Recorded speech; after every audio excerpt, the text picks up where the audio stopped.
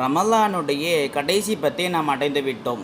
இந்த கடைசி பத்தில் ஈத்திகாஃப் என்ற ஒரு அமல் இருக்கின்றது. இந்த ஈத்திகாஃப் இருந்தால் என்னென்ன சிறப்புகள் இருக்கின்றது என்பதை பற்றி தான் இந்த வீடியோவில் பார்க்க இருக்கின்றோம். இன்ஷா அல்லாஹ் இந்த வீடியோவை எல்லாத்துக்கும் ஷேர் பண்ணுங்கள். அவங்க வீடியோக்குள்ளே போகலாம்.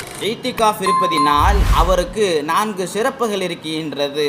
அதில் முதலாவது, நரகத்திற்கும் அவருக்கும் இடையிலான இடைவேளையில் 3 பள்ளங்கள் தோண்டப்படும். அதனால் நரகம் அவரை நெருங்காது. இது முதலாவது சிறப்பு. இரண்டாவது சிறப்பு, ரமலானுடைய கடைசி பத்தில் லைலத்துல் கத்ர் என்ற இரவும் வருகின்றது. அந்த இரவை அவர் அடைந்து வருவார் என்று ஹதீஸிலே கூறப்பட்டிருக்கின்றது. மூன்றாவது சிறப்பு, 2 ஹஜ்ஜும் 2 உம்ராவும் செய்த நன்மைகள் கிடைக்கின்றது. இது மூன்றாவது சிறப்பு. நான்காவதாக, அவருடைய அத்துணை பாவமும் மன்னிக்கப்படுகின்றது. இன்ஷா அல்லாஹ் இந்த சிறப்புகளெல்லாம் அடைவதற்கு வல்ல ரஹ்மான் நம் அனைவருக்கும் தௌஃபீக் செய்வானாக.